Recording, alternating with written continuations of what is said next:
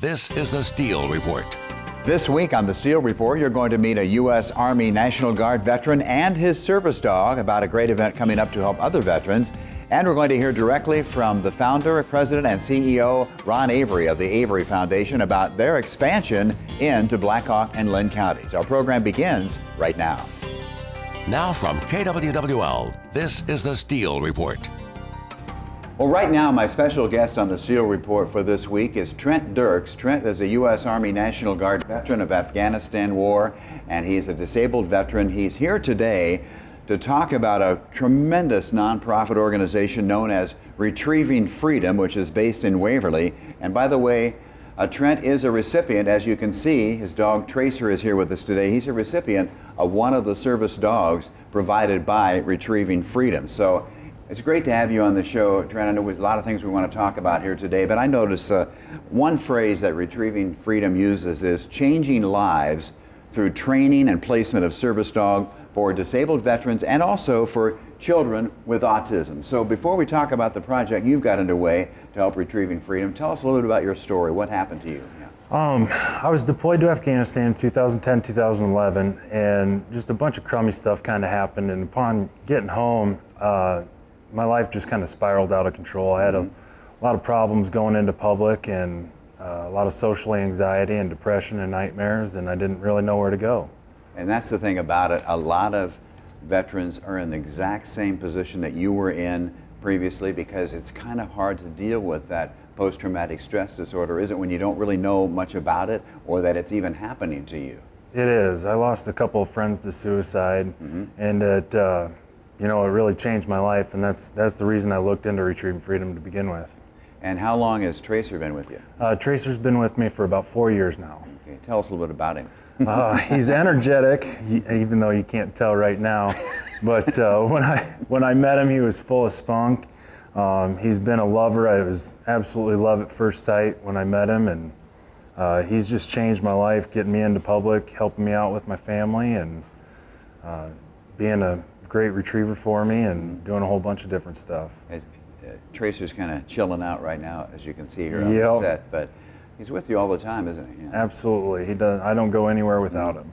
And we've done some stories in the past on Retrieving Freedom. I've also had an organization on here called 22 No More, and you know all about that because at one time, and I hope the statistics are lower now, but 22 veterans a day were committing suicide around the country, and that is just a significant impact on so many families. So you're here to also talk a little bit about that and prevention of suicide. But I know you have a great project underway, so let's get on to that real quickly here. You're going to try to help Retrieving Freedom as a recipient of one of their service dogs. So tell us what you got in mind and how people can get involved in that. So I really got involved with Retrieving Freedom, and I found a love in duck hunting and waterfowl hunting through my service dog Tracer and teaching him to retrieve for me. So one of our biggest passions to do is go out waterfowl hunting. And I thought, how could I involve more veterans in the outdoors other than getting more veterans out duck hunting? So my goal this year is to get 22 veterans out duck hunting. And we're actually selling duck calls at, are auctioning them off at Delta Waterfowl banquets across the state of Iowa and Nebraska.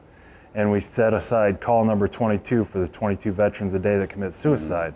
So my goal is to take out 22 new veterans duck hunting and share my passion with them, and that gives them an opportunity to ask me questions or just reconnect again.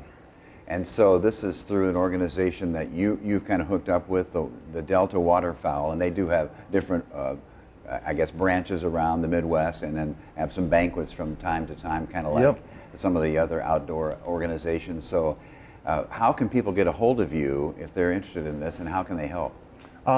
We've got a Facebook page. It's Retrieving Freedom and Delta Waterfowl call number 22. Okay. You can also reach me by email, trentdirks187@gmail.com. And I noticed you had when you sent me the original letter, your phone number, I think this is the same, 319-404-0235. So that can reach you personally. And so how do you think this is going to play out? Do you think there'll be a lot of interest in this, and how will you get it going? I really hope so. I've taken out about 7 or 8 veterans already this year.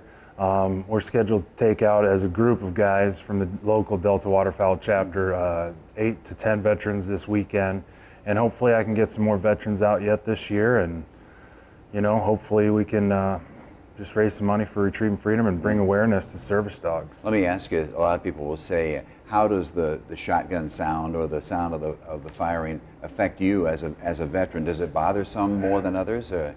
It can definitely bother some more than others, and it used to bother me a lot more, but I found such a passion for waterfowl hunting and all the work that goes into it that I can just kind of set it aside. I know that it's just me and the outdoors. Right. And I think a lot of veterans that I have talked to are told me that they are able to kind of be in one with this hunting and disassociate it from the actual bombs or the firepower of actual war in Afghanistan or Iraq or whatever war they happen to be in. So is that what you're finding? You can kind of, it's a different type of firing, isn't it? Yeah. it is, and it just, I can disconnect from society, and I'm out there on the marsh or the lake and with nature and watch the sunrise and everything come alive and birds start chirping and flying around, and it's just, that's my happy place. Well, that's fantastic. And Retrieving Freedom, tell us a little bit more. I know you're a volunteer for this Waverly-based organization that we've done a few stories on in the past. So what's going on with Retrieving Freedom right now? We're actually building a new location in Sedalia, Missouri. That's going to be our headquarters facility. Wow. So we've placed just over 100 dogs, and our goal by 2021 is to place another additional 100 dogs out of both facilities. And will there still be an operation, kind of like a branch in Waverly and everything? We're still going to be completely operational out of Waverly. We're just building a new location. We got some ground donated to us and some funds to build a new location on these grounds. So we're going to make it kind of our Mid-South location. Fantastic. Let me ask you this. How long have you been volunteering with Retrieving Freedom, and what do you gain most from it, do you think, individually and personally?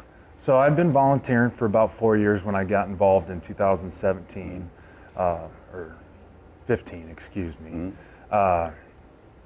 And the thing I gain most from it is just a sense of purpose again, and knowing that I'm helping other veterans and children with autism and families, and I know how it's impacted me, and I know how it can impact others. Well, let me ask you this then, because this is an important part. You're helping veterans, disabled veterans, and families who might have a child on the autism spectrum. So how do those families and how do individual veterans apply for a service dog like Tracer? And how did you learn about it even? I learned about it. I was shoeing horses at the time, and some of my clients were actually fostering a dog. And I kind of asked them a few questions, and then I had a friend commit suicide. And I'd driven by the facility that was built in 2015, and I thought about stopping in there and kind of learning more, but I finally stopped in there, and that's how I got connected. But you can go online to retrievingfreedom.org. There's an online application you can fill out, and then there will be a phone interview and then an in-person interview process. And that's one thing interesting about Retrieving Freedom. You can actually help raise a dog that will become a service dog through the organization. So people can, tell us a little bit more about that if you can. Yeah, so we're always looking for new volunteers. Yeah. Our foster homes have foster class twice a week, or twice a month, usually on Thursday nights, the first and third Thursday of the month. And then they'll raise a puppy from the age of 8 weeks till about 10 months old when they come back to the facility for full-time training. Well, that's fantastic. So again, the phone number is going to be 319-404-0235, or give us your email address, or again, the Facebook page too, yeah. Yep, the Facebook page is Retrieving Freedom and Delta Waterfowl call number 22. And my email address is trentdirks187@gmail.com. How has your life changed following your deployments to Afghanistan? I mean, obviously you're disabled now. You said you grew up in the Grundy Center area. You now live in Eldora. Yep. That was quite a journey, wasn't it, for you and other veterans? Yeah. Our deployment was it was a tough one. A lot of stuff happened, and when I got home, loud noises, fireworks, social settings, period. Be it going to the grocery store. I couldn't do it. I can't. couldn't do people being around me and not having an escape and being alone. It was very struggling, and it's an adjustment coming home. And were you able to get the kind of counseling that you needed to help you out, do you think? We've talked about that a lot, being there's probably not enough available right now in many cases, because we've talked about mental health so much on our newscasts and our mental health special last year. It's a serious situation, isn't it? It's tough, and there's definitely times that I feel I haven't gotten what I should, and there's times that I know that I'm not putting forth the effort that I should to be getting it. Actually, it was advised to me to go to a treatment facility, and in 2017 I actually went to treatment for alcohol and PTSD and spent about 4 months at a VA medical center, and I've been able to maintain my sobriety since. Well, good for you. I mean, that's the first step, isn't it? Admitting the problem and doing something about it, because I think too often people feel like they're tough, they can do it, they're ashamed or whatever, when the fact is there's no shame in asking for help in a situation. I'm so glad that you shared that with us here today. I'm glad you did that. Yeah. So you're still sober right now? I'm still sober. That makes a big difference. Changes your life. I'd never made it there if it wasn't.